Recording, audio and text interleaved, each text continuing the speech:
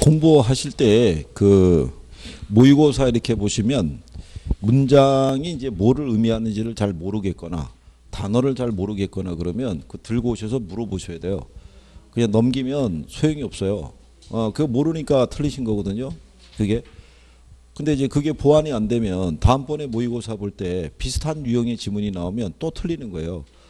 그러니까 정확하게 정리가 돼야 다음번에 점수가 올라가고 개선이 되죠.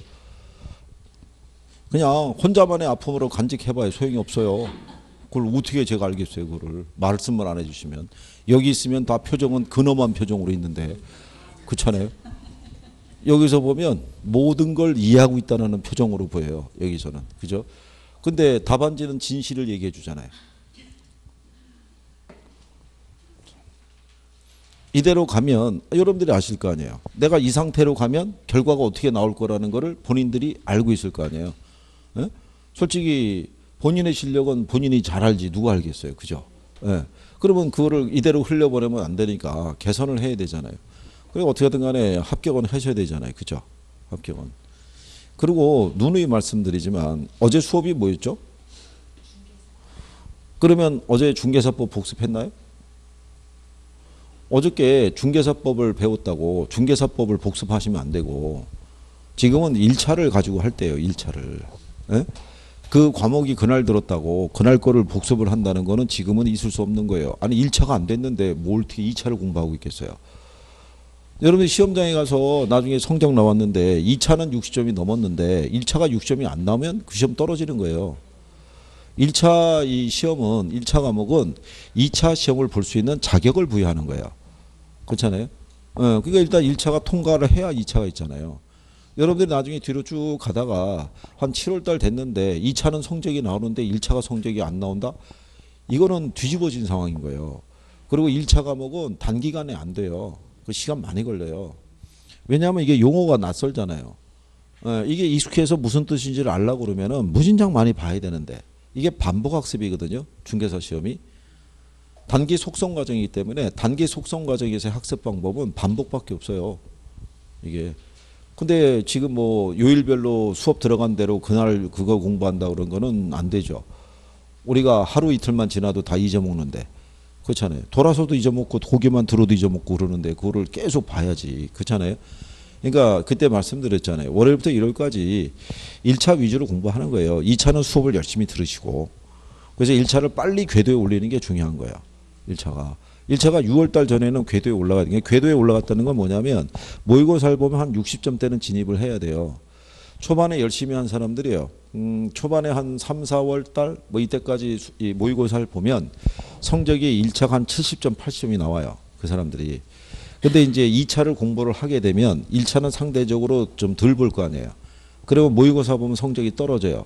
떨어지더라도 6점 이하로는 안 떨어져요. 그러니까는 그게 이 1차는 궤도에 한번 올라가면 안 내려간다고요. 그러니까 이 양반이 그때부터 2차에 집중적인 투자를 해서 밸런스를 맞춰서 시험장 들어가서 동차를 합격하는 거예요. 그러니까는 먼저 1차를 빨리 궤도에 올릴 수 있도록 열심히 하셔야 돼요. 그러고 난 다음에 2차는 수업 열심히 들으신 분들은 나중에 몇 개월간의 집중적인 예를 들어서 공부하면 성적이 올라가요. 그리고 2차는 공법을 여러분들이 80점을 도전하거나 그러지는 않을 거 아니에요. 그렇잖아요. 공법은 그냥 뭐 관학만 넘어도 좋다, 50점만 맞아도 좋다 이렇게 하고 중개사법에서 점수 많이 맞아서 일단 약간의 배분해 주겠다는 전략이 2차는 수립이 가능해요. 그게. 근데 1차는 그게 안 되잖아요. 두 과목밖에 없으니까. 그러니까 대부분 또 어떻게 하시냐면 처음에 들어보면 학개론이 좀 쉬운 것 같고 민법이 어려운 것 같은 거예요. 그래갖고 이제 민법에서 점수를 많이 따야 되나 뭐 이런 식으로 전략을 해봤는데 봤더니 민법이 또 장난이 아닌 거예요. 그렇다니 학개론에 가자니 학개론도 만만치 않거든요. 그러니까 얘네들은 둘 다 밸런스를 맞추는 것밖에는 방법이 없어요. 한쪽을 80점 맞고 한쪽을 40점 맞는 거는 성립이 안 돼요. 한쪽이 70점 맞고 한쪽이 50점 맞아서 약간 꺼줄 수는 있어요. 그거는 가능해요. 근데 8대4는 힘들어요. 그게. 그러니까는 지금은 1차 위주로 공부를 열심히 하셔야 돼요. 그리고 이건 강한 의지가 있어야 돼요. 올해 내가 꼭 합격해야겠다는 강한 의지가 있어야 돼요. 그게 뒷받침이 안 되면 본인하고 자꾸 타협하는 거죠. 너무 힘들어. 지금 벌써 4월달 중순이잖아요. 뭐 한 거는 없는데 몸은 지치잖아요. 그렇잖아요. 실력은 안 늘고 체중만 늘고 있잖아요. 그렇잖아요. 어? 아니 그런 지금 이 신체적인 변화를 겪고 있는데 그렇잖아요. 뭐 어떻게 하든 간에 이거를 해가지고 오래 돼갖고 이거 떠나야 된다는 얘기잖아요. 그죠? 그 여기 지금 보면은 이게 좀 촬영하고 있으니까 무슨 대학이라고 말은 못하겠지만 더 저기 젊은 친구들도 보면은 로테이션인 거예요. 이게 한 번도 다 모여본 적이 없어요. 한 번도. 에? 그나마 이천여 꾸준하게 나오고 있는 것 같고 이천여가 등장한 날 여기 최천여 안 나와. 또 다른 뭐 김천여 다 안 나와 다. 그러고 난 다음에 또 다음 주가 되면은 그 중에 한두 명이 잠깐 보였다가 또 안 보이는 거야. 그러니까 아직 젊으니까 시간이 많다고 생각하지 모르겠는데 아니 그렇다고 뭐 대전에 뭐 대학이 수십 개 되나요? 이거 금방 소문 돌지. 그렇지 않겠어요? 아무개대 부동산학 학생들은 가면 떨어지더라. 이건 뭐 난리 나는 거 아니에요? 참 강제로 저기 할 수도 없고 참 걱정이라는 얘기죠. 어쨌든 자 일단 여기를 정리하시는데 이쪽에서 이제 배우시는 거는 화폐 시간 가치 개념이 돼요. 여기서는 이제 문제가 출제가 되는 게요. 이론하고 계산의 두 가지 논리가 있어요. 이론하고 계산. 근데 계산에 대한 거는 만약에 뭐 나오더라도 못 하셔도 돼요. 근데 이론에 대한 건 몇 가지 포인트 되는 것 정도라도 정리는 하고 들어가시는 게 낫다는 얘기죠. 그러니까 우리가 왜 이 개념이 필요하냐면 투자라는 게 현금 수입하고요. 현금 지출이 있죠.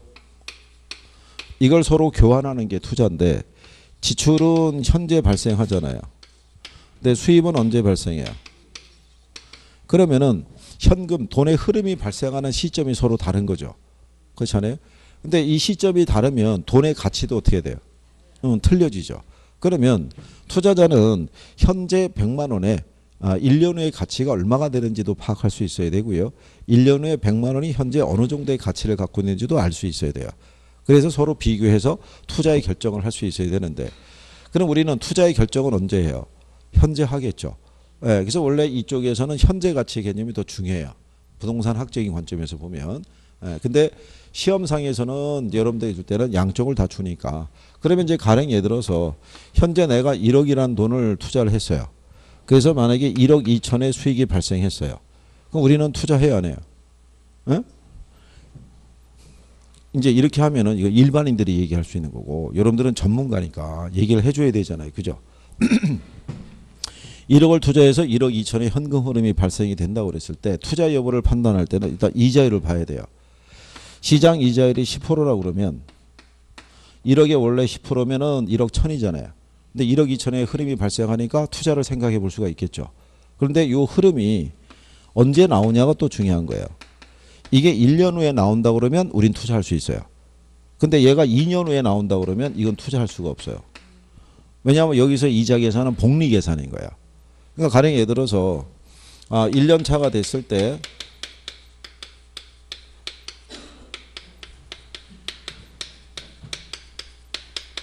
그냥 이거 10%라고 하죠. 뭐 원래 이제 바꾸면 100분의 10이니까 0.1인데 자 이자가 보면 달리 계산이 있고 복리 계산이 있잖아요.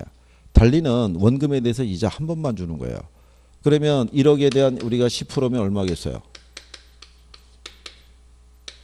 그러면은 얘는 두 개 합하면 얼마 나오겠어요? 그러면 2년 차가 돼도 달리 계산은 똑같아요. 그냥 또 1억 천 나오는 거예요. 똑같이. 근데 복리 계산은 이자에 대한 이자를 계산해 준다고요.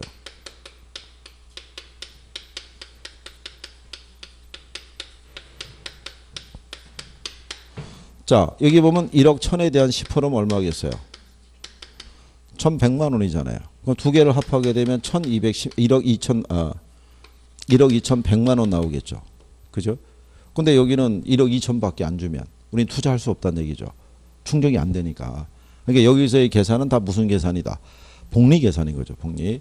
그러니까 이런 기본적인 개념을 갖고 있어야 된다는 얘기죠. 그런데 이제 여기 보시면 우리가 일반적으로 이렇게 하는 애가 뭐를 얘기하냐면 이거를 일시불의 내가 계수라고 그래요. 즉 현재 가치에다가 이 개수를 곱하면은 무슨 가치를 구할 수 있다? 미래 가치를 구할 수 있을 때 여기 보면 1이라고 돼 있죠. 여기 보시면은 자 1억에 대해서 1억에 대한 몇 프로? 10%. 원금에 대한 이자를 곱해서 이자를 계산하잖아요. 근데 여기도 1억 1천 들어가죠. 근데 매번 원금을 이렇게 표시하는 거는 불합리하잖아요. 그렇잖아요. 그러니까 얘를 앞으로 빼버리는 거예요. 그리고 얘를 1로 바꿔버린 거예요. 그러면 1억 곱하기 1 하면 1억 나오죠.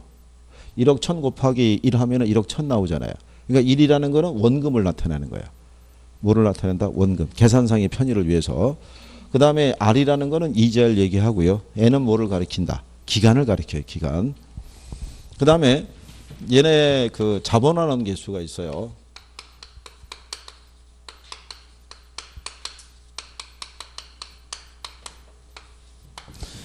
자본환원 개수를 보면요. 몇 가지가 있냐면 각각 3가지씩 있어요. 여러분들이 261페이지 가면 미래가치계수, 현재가치계수 이렇게 나와 있죠. 예. 보면은 미래가치를 구하는 게요.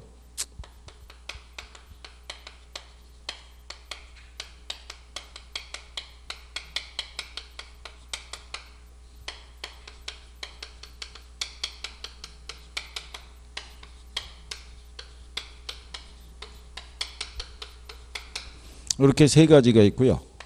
현재 가치를 구하는 게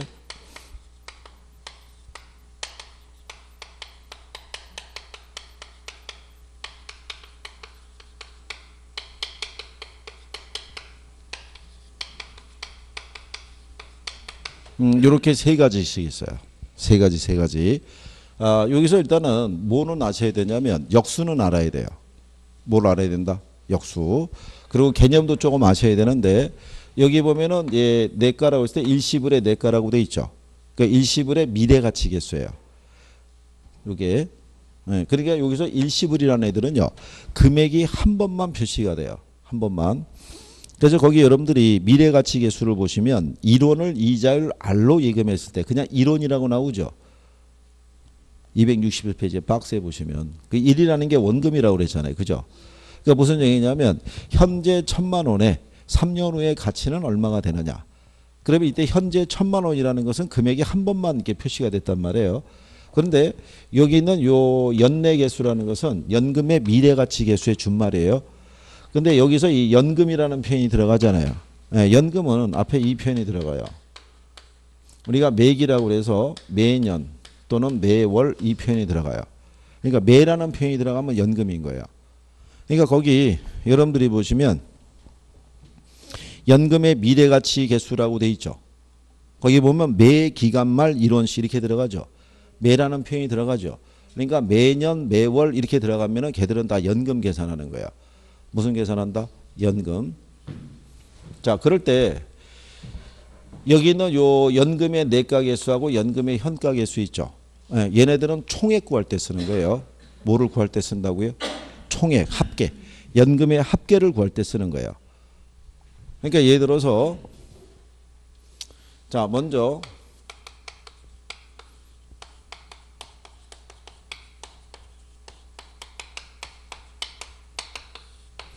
얘가 풀로 이렇게 풀었으면은 이제 연금의 미래가치 개수거든요. 그 우리가 이렇게 분수식이 있으면 분모는 우리가 알고 있는 수고요. 분자는 우리가 모르는 미지수를 얘기를 해요. 그럼 우리가 구하고자 하는 것은 요 개수 앞에 있는 얘 있죠. 예, 연금의 미래가치를 구하고자 하는 거예요. 그래서 얘가 분자로 가는 거예요. 그러면 여기가 뭐가 되겠어요? 연금의 뭐 미래가치. 그러면 얘를 구하기 위해서 우리에게 뭐는 주냐면 이거는 주는 거예요. 뭐를? 연금을. 그래서 이 연금에다가 이 개수를 곱하면 뭐를? 이 연금의 합계를 구하는 거예요. 그러니까 예를 들어서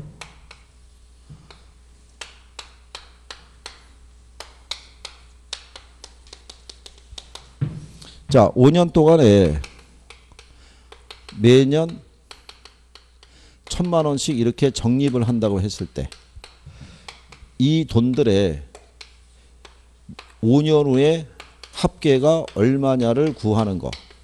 이게 연금의 미래가치 개수의 논리예요. 그러니까 매기간 우리가 적립하는 금액은 알아요, 몰라요? 아는 거예요. 이거의 합계를 구하는 거예요. 합계. 무슨 말인지 아시겠어요? 이거를 구하기 위해서 우리에게 매기간에 뭐는 줘요? 연금은 주는 거예요. 매년 1,000만 원씩 이렇게. 이 돈의 합계를 구하는 게 연금의 미래가치 개수라는 거예요. 그러면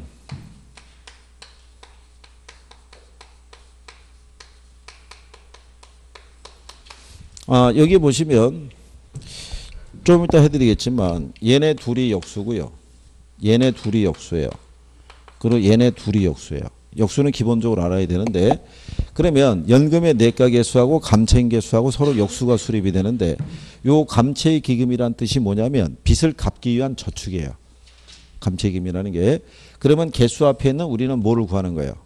감채 기금. 그러면 얘는 우리에게 뭐는 주냐면요. 우리가 구하고자 하는 건 요걸 구하고자 함이잖아요. 그죠? 그러니까 요게 바로 뭐냐면 이게 연금이에요. 그러니까 적립금. 이게 그러면 이거를 구하기 위해서 우리에게 뭐는 준다는 거예요. 연금의 미래 가치는 알려주는 거예요. 그러면 얘는 조건이 이런 거예요.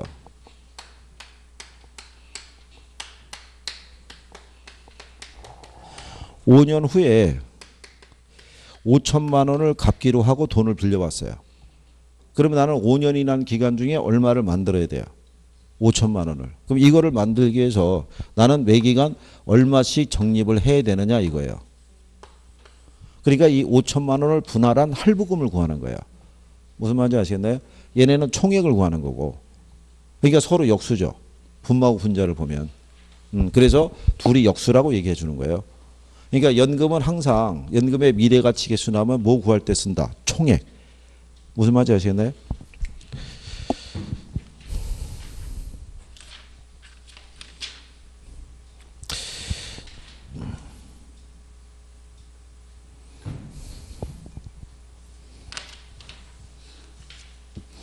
(267페이지) 한번 가보세요.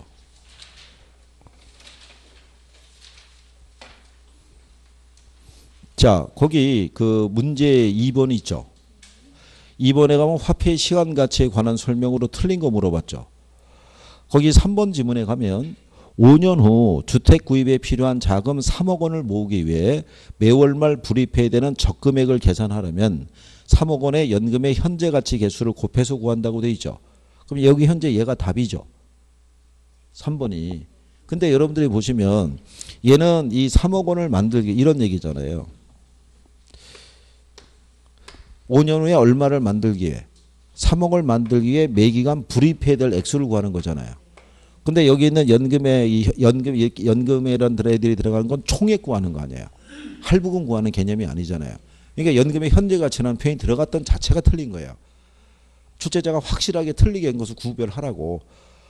얘들이 총액을 구하고 얘들이 할부금 구한다는 개념만 알아도 풀 수 있는 거예요. 무슨 말인지 아시겠나요? 복잡한 건 아니더라도. 응?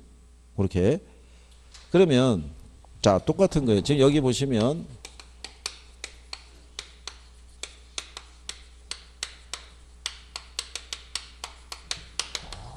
연금의 현재 가치 개수라는 거는 결국 개수 앞에 있는 우리는 이거를 구하고자 하는 거예요. 그러니까 연금의 현재 가치니까 뭐예요? 총액. 그죠? 그러면 이거를 구하기 위해서 우리는 이거는 알려줘요. 그럼 우리가 구하고자 하는 건 이걸 구하고 싶은 거예요. 연금의 뭐를? 현재 가치를. 그럼 이 논리는 뭐냐면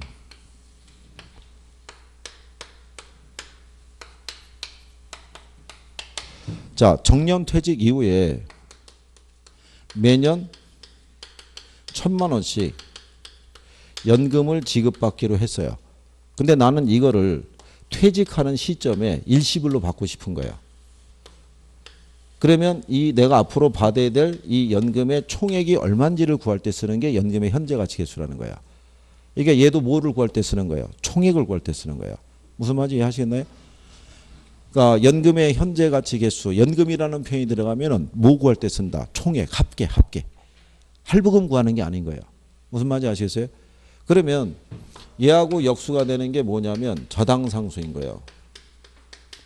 그러면 얘는 무슨 얘기냐면 요 상수 앞에 있는 저당이 있죠. 저당이라는 게 우리가 융자를 받았을 때 있죠.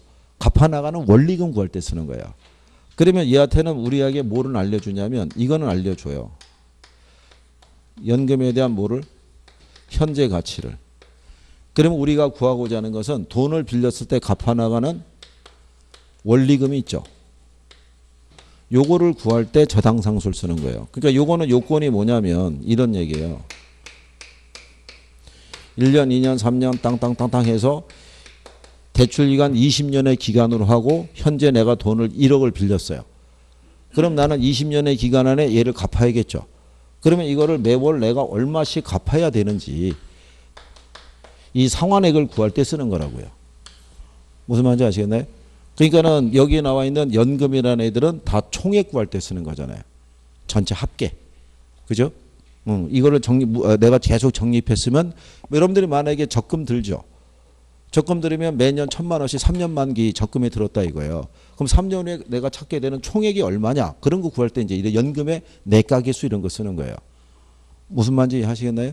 그러니까 연금이 들어가면은 뭐를 구할 때 쓰는 거다? 총액, 합계. 나머지 감채인 개수하고 저당상수는 걔들을 나눈 할부금을 구할 때 쓰는 거예요. 네? 그러니까 그거를 기본적으로 알고 계셔야 돼요. 그래야지만 여러분들이 가장 기본적인 이론을 물어볼 때 맞출 수 있어요. 그렇죠? 네. 그리고 또 하나 기본적으로 물어보는 게 역수예요. 지금 얘네들이 역수가 수립이 되죠. 분모하고 분자가 바뀌잖아요. 무슨 말인지 아시겠나요? 그러니까 둘이 서로 무슨 관계? 역수예요, 역수. 얘네 둘이 역수고. 그렇죠? 그러니까 얘네는 무슨 얘기냐면 이런 거예요.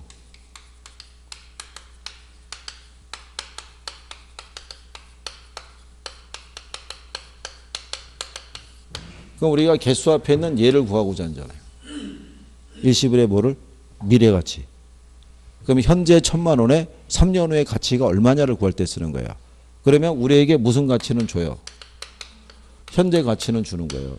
여기에다가 얘를 곱하면 우리가 무슨 가치를 구할 수 있다? 미래 가치를 구하는 거예요. 그죠? 그러면 반대로 일시불의 현재 가치 개수가 있을 거 아니에요. 그러면 개수 앞에는 우리는 뭐를 구하기 위한 거예요? 이거를. 그럼 얘는 무슨 얘기냐면 3년 후에 1억 원의 현재 가치가 얼마냐는 거예요. 그럼 우리에게 무슨 가치는 준다는 거예요? 미래 가치를. 그럼 여기에다가 이 개수를 곱하게 되면 무슨 가치를 구할 수 있다? 현재 가치를. 그러니까 얘네도 분모하고 분자가 서로 어떻게 돼요? 뒤집어지잖아요. 그러니까 둘이 서로 역수라고 얘기를 해요.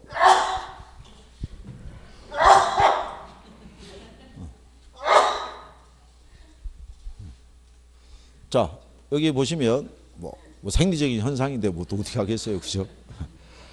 자, 여기 보시면 역수를 우리가 이제 알아야 될 때 얘네 둘이 역수죠. 얘네 둘이 역수잖아요. 근데 이거는 일단 이렇게 역수 관계 할 때 보면 얘는 내가니까 미래가치 개수죠. 얘도 내가니까 미래가치 개수죠. 얘는 현가니까 현재가치죠. 얘도 현가니까 현재가치잖아요. 네. 그러면 이제 출제자들이 요걸 얘네들을 바꿔줘요. 이렇게. 그러니까 이제 얘는 여기에 보면 감채, 기, 금이죠. 얘네만 미음이 들어가 있어요. 그러니까 이게 미래가치 구할 때 쓰는 거예요. 뭐 구할 때? 미래가치 구할 때. 간단하게 이렇게 하는 거예요. 원래 이렇게 해서. 그러니까 얘는 이제 미래가치 구하는 거예요.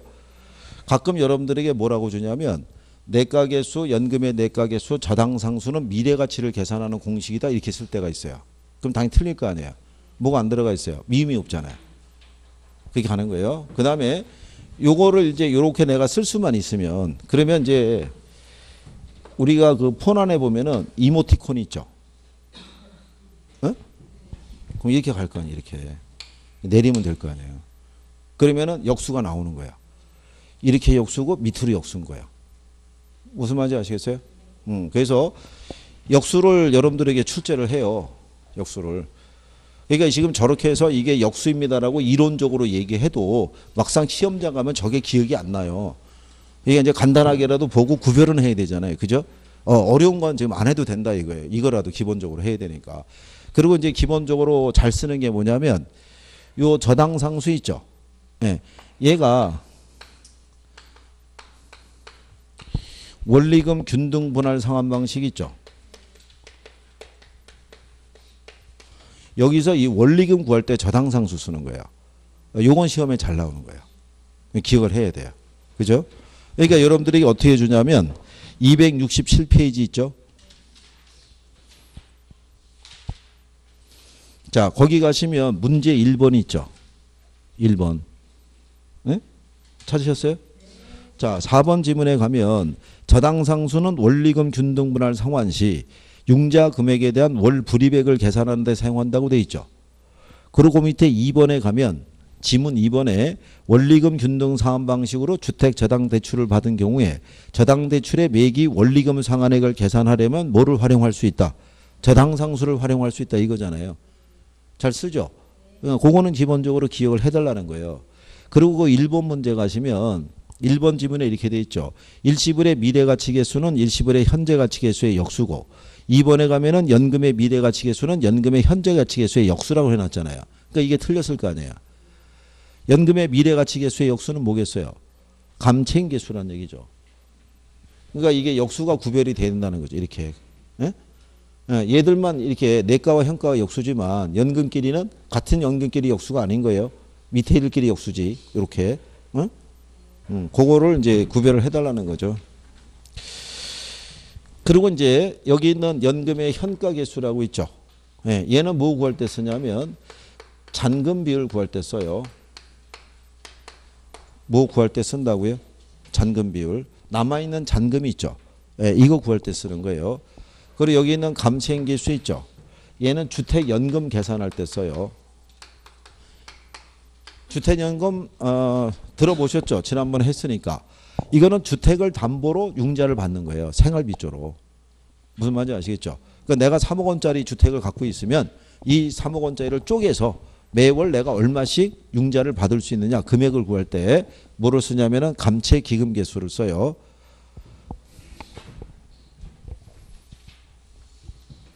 일단 뭐 요 정도라도 더 뭐 계산하고 그래봐야 뭐 머리 아프실 테니까 그거는 안 해도 되는데 자 기본적으로 알아야 될 거는 역수는 아셔야겠죠. 그 다음에 얘가 지금 원리금 구한다는 거는 아셔야 될 거고 이게 제일 많이 쓰는 거니까 그 다음에 여기서 가면 연금이라는 애들은 총액 구할 때 쓰는 거예요. 합계. 예?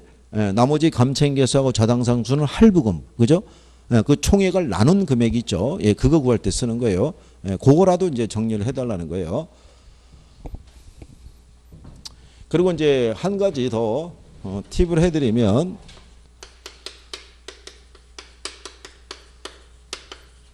상환 비율이라는 게 있고 잔금 비율이라는 게 있어요. 우리 그 페이지 그 지금 266페이지 가면 문제 2번에 5번 지문 있죠.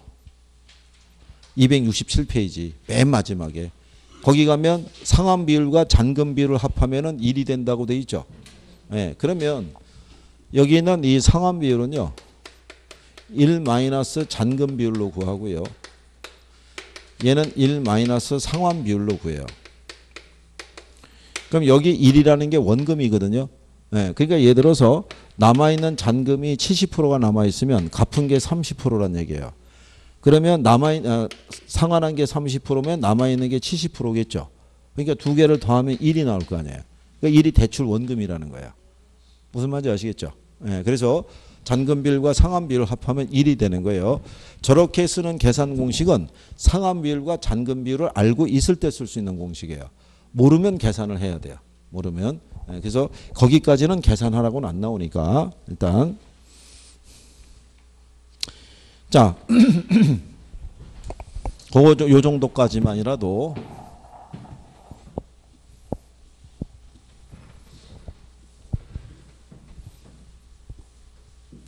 실상 요 정도까지만 해도요. 기본적인 이론 나오는 건 다 맞출 수 있어요. 계산은 안 되더라도. 이게 네. 제가 이거 강의해 봐서 하는데 이 파트는 여러분들이 제일 좋아할 때가 언제냐면 그냥 생략하세요 할 때가 제일 좋아하세요. 그냥 하나 틀리고 마세요. 이럴 때가 제일 좋아해요. 제일 싫어할 때가 언제냐면 이거 계산하려고 그러면 등비수열을 대입해야 돼요. 옛날에 학창시절에 배웠던 등비수열 기억하시죠? 그러면 이제 못 들은 채 해요. 그죠? 지금 사칙연산도 버거워 죽겠는데 무슨 등비수열이냐 이렇게 되죠. 근데 옛날에 어떤 선생이 이거를 등비수열을 대입해서 풀어줬어요. 쭉 해서. 그러면 값을 도출하려면 칠판에 한 반면은 채웠을 거 아니에요. 답을 도출을 딱 한 다음에 돌아서서 뭐라고 그랬겠어요? 시험에는 안 나옵니다. 이렇게 한 거죠. 그 막 썼던 학생들이 무슨 생각해요? 아무 생각 없죠. 그냥 그 순간에. 옛날에 왜 수학 시간에 그런 그 학생들 많잖아요. 수학생이 문제 푸다가 판서를 막 하면 무슨 내용인지는 모르는데 따라는 적는 거예요. 그냥 훅 적고 난 다음에. 근데 적어봐야 무슨 의미가 있어요? 왜 이렇게 가는 과정을 모르는데? 그럼 소용이 없는 거예요. 우리 실전이니까 맞출 수 있느냐 없느냐가 중요한 거죠. 그래서 일단 요령에 입각해서 지금 역수관계 설명해 드렸고, 그죠? 어디에 쓴다라는 거 이런 거 얘기했으니까. 자, 대신에 그거 대신에 269쪽에 가면 이제 현금 수지 측정이라고 있죠. 거기, 예, 거기는 별표 3개죠.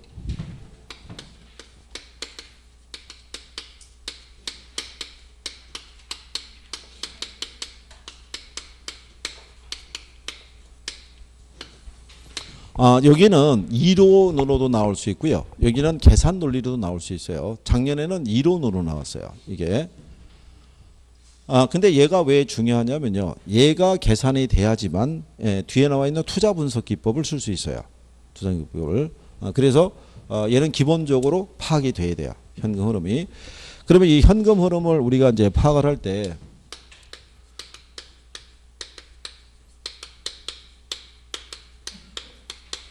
제일 먼저 이 영업 현금 흐름을 파악하는 게 중요해요. 우리 교재는 영업 수지 계산이라고 돼 있죠. 근데 여기서 이 현금 흐름을 우리가 이제 예측을 하는 거는 일정한 기간 동안만 예측을 해요.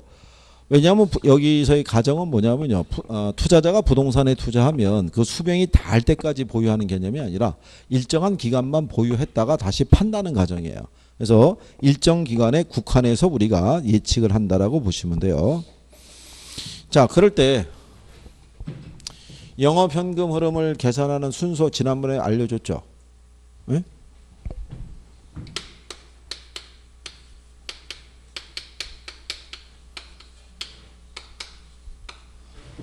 이렇게 해줬잖아요. 네, 이렇게 해주고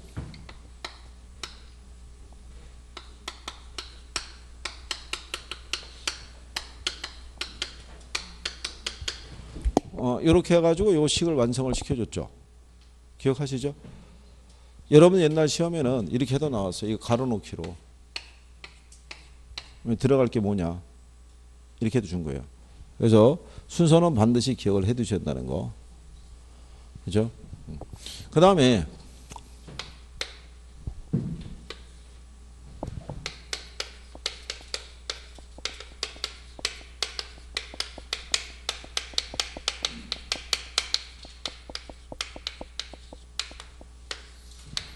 매각 현금 흐름이라고 있어요. 어디 있냐면 272페이지 가시면 있어요. 거기 보면은 매각 현금 흐름 또는 지분 복객의 계산이라고 있어요. 그죠? 네. 그러면 얘네는 그냥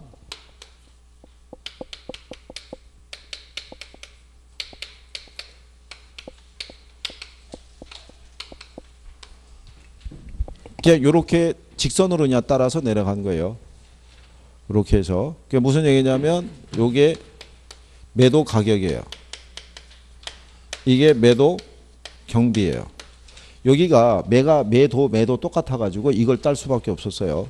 예, 그 다음에 얘가 여기서 이거 공제하면은 나오는 게 순매도액이에요. 여기서 이거 뺀 게 미상환 저당 잔금이에요. 그리고 이게 나온 게 세전 지분 복귀예요.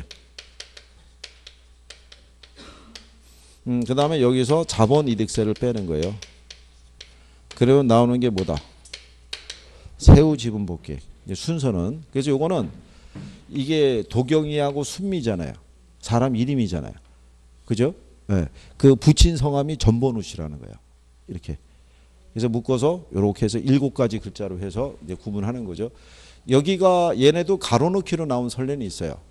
그 다음에 이거는 왜 하나 또 높아심에서 해드리는 이유가 뭐냐면 여기 자본이득세죠. 네. 근데 여기도 뭐냐면 세전 현금 흐름이에요. 근데 여기서는 영업소득세 빼는 거예요. 이게 바뀔 수가 있는 거죠. 그럼 우리는 여기는 맞게끔 쭉 주다가 그러면 나도 모르게 그냥 보고 휙 넘어가는 수가 있어요. 그러니까 그거 구별하라고 해드린 거예요. 그러니까 그런 내용에서. 그리고 참고로 말씀을 드리면 부동산 투자 분석 기법은 2개가 있어요. 할인 기법이 있고 비할인 기법이 있는데 할인 기법을 적용하려고 그러면 두 개를 다 구해야 돼요. 할인 기법을 쓰려고 그러면. 근데 비할인 기법을 쓸 때는 이건 안 해도 돼요. 요것만 갖고 판단하는 거예요. 요것만 갖고 차이점이 있다라고 생각하시면 돼요. 그러니까 무슨 얘기냐면 자 279페이지 가면 거기 가면은 투자 분석 기법이 있죠. 예? 예. 거기 가면은 할인연금 수지 분석법이라고 있죠. 이 방법을 쓰려고 그러면 이거 두 개를 다 구해야 돼요. 이 방법 쓰려고 그러면. 그러니까 얘는 운영기간 중에 흐름도 파악해야 되고 나중에 팔 때의 흐름도 파악해야 돼요. 두 가지를. 자, 그럴 때 뒤로 넘어가셔서 285페이지 가면 거기 어림셈법이라고 돼 있죠. 예. 이 얘를 계산할 때는 이거 없어도 되는 거예요. 이것만 갖고 판단하는 거예요. 거기 어림셈법에 가시면 뭐라고 되어 있냐면요. 자, 동그라미 2번에 이렇게 되어 있죠. 어림셈법은 화폐의 시간 가치를 고려하지 않고 또 처분 시에 발생하는 자본이득도 고려하지 않는다고 되어 있죠. 그러니까 얘는 매각할 때 발생하는 거란 말이에요. 그러니까 처분이라는 개념이 없어요. 그러니까 여기서는 이거는 할 필요가 없는 거예요. 뭐만 이것만 갖고 판단하는 방법이다 이런 얘기인 거예요. 무슨 말인지 아시겠나요? 그래서 자 다시 이제 앞으로 돌아오셔서 자 269쪽에 가셔서 그러니까 이제 요거는 그래서 요거 순서만 먼저 알려드리고 얘는 이제 잠깐 사라지는 거죠. 썼을 때 이제 같이 해본 거니까. 그럼 이제 용어를 이제 하나씩 알아야 돼요. 그죠? 여기 보면은 이게 가능 총소득이죠.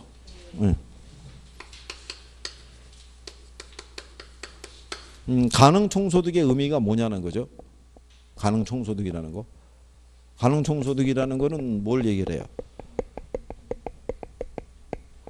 이게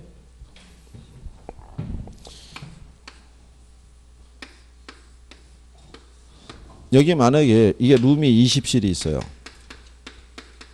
근데 연 임대료를 500만 원을 받아요. 그러니까 이게 전체 지금 임대 줄 수 있는 공간이 20개란 얘기예요.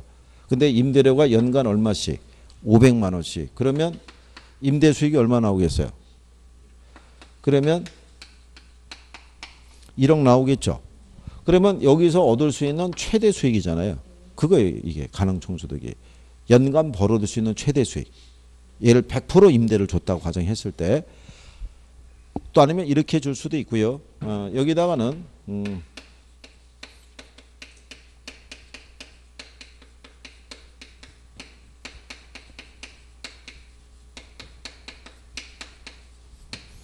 예상 임대료에다가 임대 면적을 곱해서도 구할 수 있어요. 이게 무슨 얘기냐면 얘가 임대할 수 있는 면적이 1800평방미터인데 이 중에 80%만 임대를 줄 수 있어요. 그리고 임대료는 예를 들어서 연간 평방미터당 5,000원이에요. 이렇게 해서도 출제한 선례가 있어요. 그러면 1800에 대한 몇 프로? 80%. 그러면 1640. 그럼 거기다가 5,000원 곱하면 720만 원. 계산할 때 이제. 근데 계산하지 않고 작년 여러분 시험에는 임대료에다가 뭐를 곱해서 임대 면적을 통해 곱해서 가능 총소득을 구할 수 있다 이렇게 지문으로 준 거예요. 그러니까 이렇게도 표현할 수 있는 게 바로 뭐다? 가능 총소득인 거예요. 그러니까 알겠어요? 연간 최대 임대 수익이라고 생각하시면 돼요. 그게 뭐가 된다? 가능 총소득이에요. 자, 그런데 현실적으로 뭐가 있다고 판단해야 돼요. 그럼 여기 현재 얘가 지금 1억이라고 구한 거예요. 1억. 그러면 여기서 이제 뭐를 빼야 된다는 거예요. 공실 및 불량부채를 빼야 된다는 얘기죠. 그렇죠? 네. 그러면 현실적으로는 100% 임대가 된다는 보장은 없잖아요. 뭐가 발생할 거라고 봐야 돼요. 공실이. 그러면 공실을 통상 몇 프로 주냐면 10% 줘요. 그러면 1억에 10%면 얼마겠어요? 1,000만 원에 있고요. 그 다음에 여기서 뭐가 있냐면 기타 소득이라는 게 있어요. 그렇죠? 우리 거기 보면은 기타 수입이라고 있어요, 없어요? 네. 그게 영업의 수입인 거예요. 영업외 수익. 그러니까 주차장을 운영해서 주차비를 받거나 아니면 자판기 설치해서 수익을 얻거나 아니면 지하에다가 코인식 세탁론 같은 거 설치해서 그 수익을 얻을 수 있는 거예요. 그래서 얘를 만약에 1,000만 원이라고 그러면 1억에서 원래 1,000만 원 빼면은 9천만 원인데 다시 1,000만 원 플러스가 됐으니까 여기 있는 유효 총소득이 있죠. 이게 이제 실질적으로 공시를 반영한 총수익 개념이죠.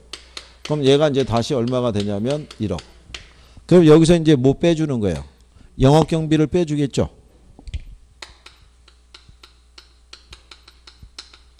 그러니까 이 영업경비라는 게 실질적으로 이 부동산을 운영하면서 발생하는 이제 총비용 개념이고요.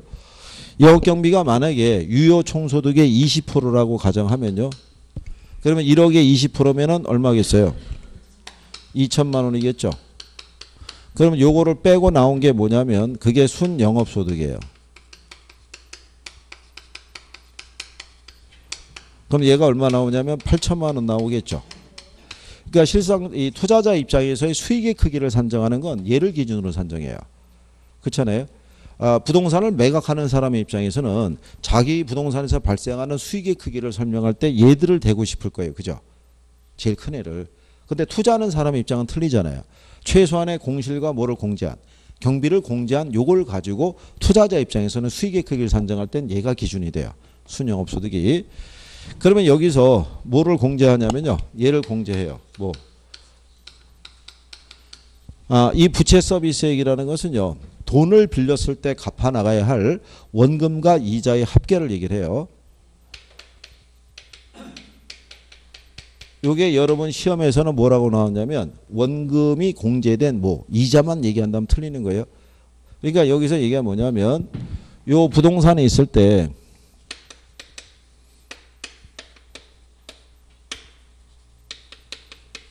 여러분에게 표현할 때는 이렇게 크게 두 가지로 줘요. 부동산의 가치는 10억. 총 투자액은 얼마? 10억. 이런 식으로. 자, 이렇게 줬는데 문제는 내가 돈이 10억이 없으면 일부는 차입할 수도 있어요, 없어요? 네, 차입을 했을 때 요 중에 6억이라는 돈은 융자를 받았어요. 이자율 5%. 그 다음에 4억은 내 지분으로 투자한 거예요. 그렇죠? 그러면 6억 빌린 것에 대한 몇 프로? 5% 이자는 줘야 되잖아요. 그럼 6억에 5%면 얼마겠어요? 3천만 원. 그러면 이제 여기서 나오는 게 뭐가 있어요? 세전, 현금, 흐름이라고 있어요. 그러면 8천에서 3천 빼면 얼마 남겠어요? 자, 그런데 여기서 이제 한 가지 알아두실 거는 여기 있는 요 가능 총소득이 있죠. 유효 총소득이 있죠. 여기 있는 순영업소득이 있죠. 요거는 내 돈만 들어가서 발생한 수익은 아닌 거예요. 내 돈하고 누구하고? 빌린 돈하고. 요거 두 개를 합쳐서 우리는 무슨 투자에? 총투자액이라고 그러죠. 그러니까 얘네들은 총투자액에 의해서 발생한 수익인 거예요. 그러면 여기 있는 요 순영업소득이 말 그대로 무슨 개념이냐면 이게 종합수익 개념이에요. 무슨 개념? 종합수익. 총투자액에 대한 종합수익이 있죠. 지분하고 자당을 합쳐서. 그러면 요 종합수익에서 우리는 뭐를 빼줘야 되냐면 빌린 돈에 대한 이자를 줘야 돼요. 그럼 여기 있는 요 3천만 원이라는 게 말 그대로 저당수익이라는 거예요. 그죠? 그러면 전체 수익에서 저당수익 빌린 것에 대한 대가를 주면 나머지가 누구게 되겠어요? 내게 될 거 아니에요. 그러니까 이게 지분수익인 거야. 그렇죠? 여기에다가 밑에다가 지분투자액분의 지분수익 넣으면은 이게 자기자본 수익률이에요. 우리가 지렛대효과에서 했던 거. 그거. 그렇기 때문에 원래 지렛대효과가 암산으로 계산하는 거예요.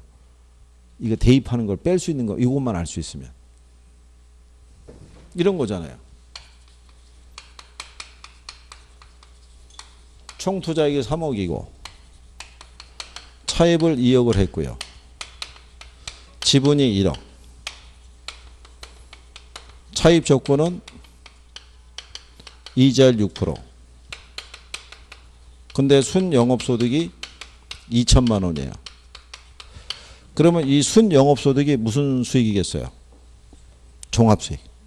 여기에서 내가 빌린 돈에 대한 거 빼주면 되죠. 빌린 게 얼마예요? 2억. 근데 이자를 몇 프로를 빌렸어요? 그럼 2억에 6%면 응? 그렇죠. 그러면 종합수익이 2천이잖아요. 그럼 여기서 1200 빼줘야 되잖아요. 그럼 나한테 들어오는 게 얼마야? 내가 투자한 돈은 1억에 800이면 8%. 그 8%가 답이에요. 8%가. 원래 이거 그리자 T 계정 뭐 이런 거 안 그리고 그냥 막바로 해도 돼요. 그러니까 T를 그린다는 얘기는 뭐냐면 여기가 종합수익이라는 거예요. 이게 저당 수익이고 이게 지분 수익이라는 거예요. 그럼 종합수익을 2천을 줬잖아요. 근데 저당 수익이 얼마냐면 2억에 6%면 얼마겠어요? 1200. 그럼 2천에서 1200 빼면 남는 게 800이죠. 그럼 내가 투자한 돈이 1억이니까 1억에 800이면 8%. 그렇겠죠? 그러니까 뭐 이렇게 하나 이렇게 하나 똑같은 거예요 이게. 자 그러면 여기서 보면 요 5천만 원이라는 거는 총 투자액에서 발생한 수익이 아니라 내가 투자한 어디에 대한 지분에 대한 대가가 되는 거야. 그래서 여기 있는 세전하고 세후 있죠. 얘네는 무슨 투자액? 얘는 이제 지분 투자액에 대한 대가를 측정할 때 쓰는 거야. 이거는. 그래서 이게 5천이 있고 만약에 이제 소득세가 얼마냐면 이건 이제 영업소득세죠.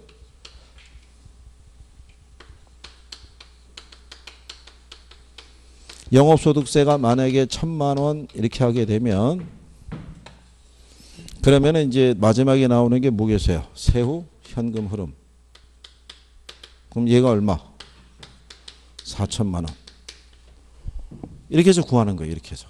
그죠? 그래서 여기다가 이제 선생님이 왜 금액을 다 깔아놨겠어요? 뒤에 나오는 어림셈법을 설명하려고 지금 이거 숫자를 다 맞춰놓은 거예요. 이걸.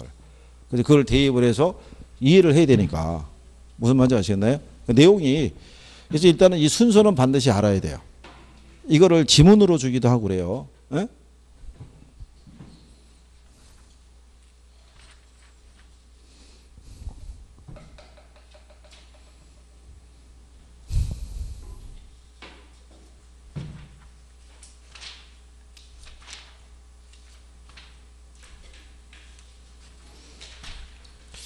자, 그러면 여기까지 구하고 난 다음에요.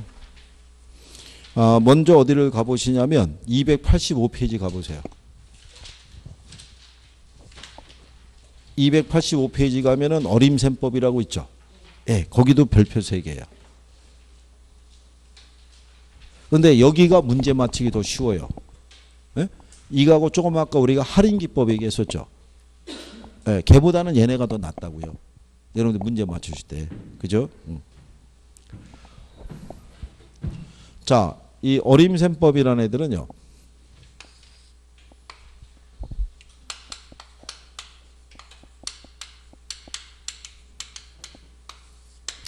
얘는 일단 화폐 시간 가치를 고려하지 않아요. 여기서 나오는 애들 모든 애들이 화폐 시간 가치 고려하지 않는다는 얘기는 1년 동안 발생한 현금 흐름이 있죠. 여기서 현금 흐름이 얘네들이에요. 네? 네, 얘네들을 승수하고 수익률로 표시하는 거예요. 그래서 그 크기만 갖고 투자 판단하는 거야. 크기만 갖고. 그러면 이제 여러분들이 볼 때 제일 먼저 나오는 게 무슨 법이 있냐면 승수법이 있을 때 여기에 요 승수 있죠. 이 승수가 뭐라고 그랬어요? 승수가. 이게 회수기간이에요. 회수기간. 네? 내가 투자한 돈 회수할 때 걸리는 기간이 있죠. 그 투자할 때 회수할 때 걸리는 기간은 긴 게 좋아요? 아니면 짧은 게 좋아요? 그래서 이 승수는 이게 작을수록 좋은 거예요. 승수는. 그래서 우리가 지난번에 이렇게 한 거예요. 그러면 여러분들이 거기 보면 승수법이라고 돼 있죠. 승수법에 보면 무슨 승수가 있어요? 자, 그러면 여기서도 여러분들이 보시면 이 승수는 큰 게 좋다, 작은 게 좋다. 작은 게 좋잖아요. 그러기 위해서는 이 분모가 커져야 돼요. 그렇잖아요. 분모가 커져야지 여기 있는 분자보다 분모가 커져야지만 이 몫이 작아질 거 아니에요. 그러니까는 요 승수 앞에 있는 총소득이 있죠. 요게 분모로 가는 거야. 그러니까 여기가 무슨 소득? 총소득이란 말이에요. 근데 아까 얘기했지만 얘네들은 무슨 투자액? 총투자액에 대한 대가니까. 그러니까 여기 있는 분자는 이게 총투자액이 들어가는 거예요. 무슨 말인지 아시겠어요? 그러면 자 밑에 나오는 게 순소득 승수라고 있죠. 그러면 얘는 요 승수 앞에 있는 애가 어디로? 분모로. 그럼 여기가 뭐가 돼? 이게 순영업소득이라고요. 그러면 얘도 무슨 투자해? 무슨 말인지 아시겠나요? 그러면 일단 식을 내가 세울 수 있잖아요. 뭐를 보고? 제목을 보고. 그 다음에 나오는 게 뭐예요? 세전 현금 수지 승수라고 돼 있죠. 그러면 얘도 요 승수 앞에 있는 애가 어디로? 분모로. 근데 조금 아까 뭐라고 그랬냐면 세전하고 세우는 지분 투자액이라고 그랬잖아요. 그러니까 여기는 지분 투자액. 그렇죠? 그러면 세후 현금 흐름 승수 나오면 얘는 여기가 뭐가 들어가고요? 여기는 무슨 투자액? 지분 투자액. 그러면 내가 공식을 만들 수 있죠. 요거만 알면. 에? 승수 앞에 있는 애가 어디로 가고? 분모로 가고. 얘들은 무슨 투자일까? 총 투자일까? 얘들은 무슨 투자일까? 지분 투자일까? 그러고 난 다음에 얘들 역수를 알면 거기까지도 식이 정리가 되죠. 그걸 외울 필요가 없죠. 내가 보고 판단할 수 있으니까. 그게 필요한 거죠. 일단 요 의미는 무슨 말인지 아시겠어요? 계산은 못해도 되는데 그렇잖아요. 여기서 의미 정도는 알아두셔야 돼요. 그죠? 그러면 자 여러분들이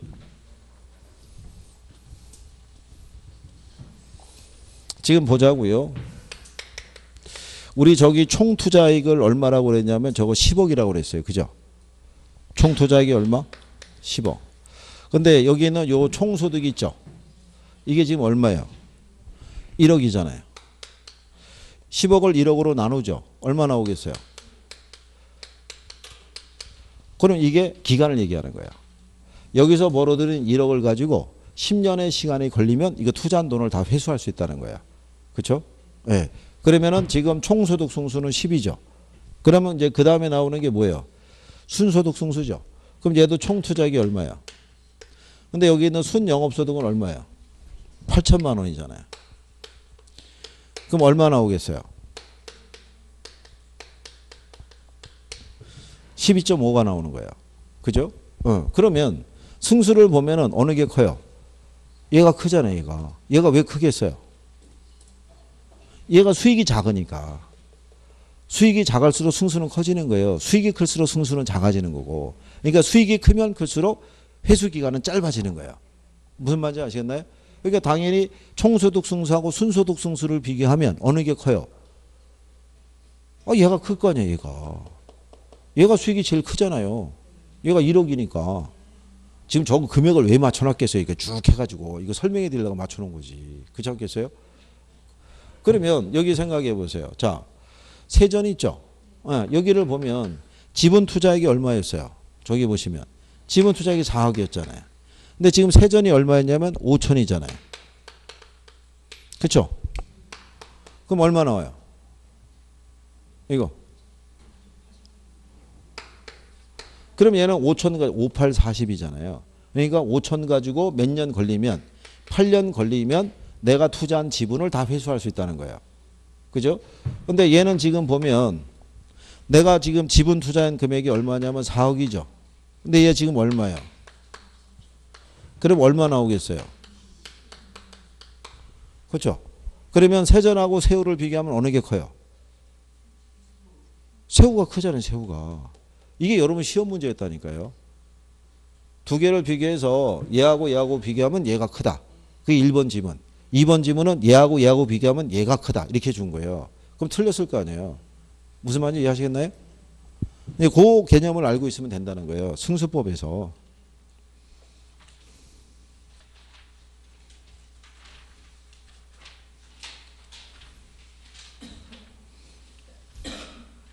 음.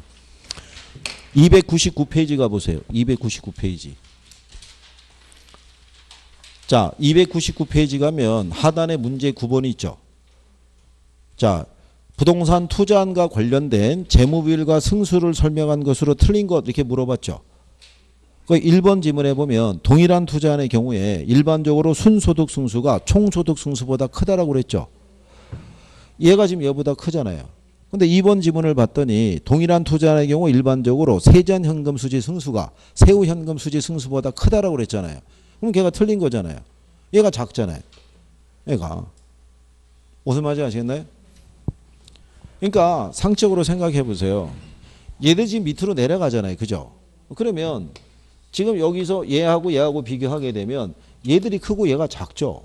그렇잖아요. 밑으로 내려가면 세전하고 세우고 했으면 얘가 제일 작잖아요. 그러니까 승수가 제일 크게 나올 수밖에 없죠. 밑으로 내려가서 수익이 작아지니까. 무슨 말인지 이해하시겠어요? 네. 요게 이해가 되면 여기 안 외워도 되는 거예요. 지금 그것 때문에 이거 지금 숫자 다 맞춰놓고 이렇게 해본 거예요. 이렇게. 그러니까 일단 승수의 의미는 아시겠어요? 승수.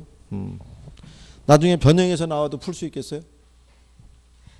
근데 그건 그때 가서 해보고, 예, 그때 가서 해보고, 그죠? 예. 다시 이제 본문으로 오셔서 어림셈법에 지금 승수법 했어요.